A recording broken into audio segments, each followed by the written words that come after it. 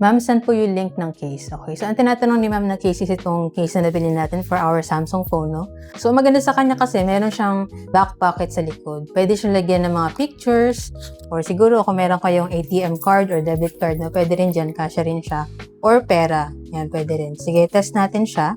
And so ito, ganito itsura niya pag nilagyan natin ng picture. Make sure lang nakasya yung picture na ilalagay niyo.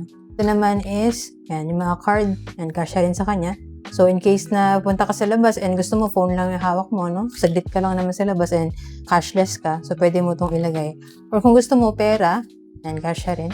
And pag ganito kasi, madali lang siya ilagay and tanggalin. And then, kita mo rin kung nadala mo ba talaga siya or hindi. Diba?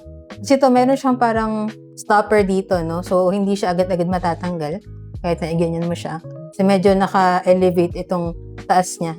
So, parang nakaharang siya dun sa nakalagay dun sa loob.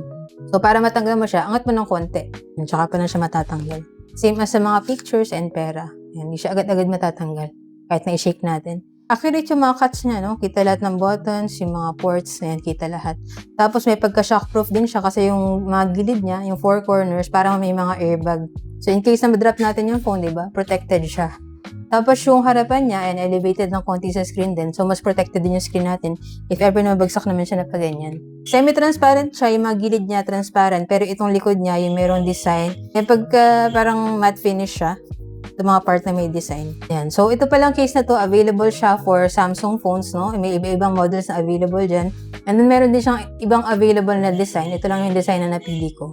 Yan. So, kung gusto niyo rin ng ganitong case for your Samsung phone, check nyo na lang dyan sa Yellow Basket. Diyan ko nabili yung sa akin para same quality and legit store din yung mapagbilan nyo. So, yun lang. Sana nakatulong tong video. And if you have any other questions, just let me know in the comments and follow for more tech content.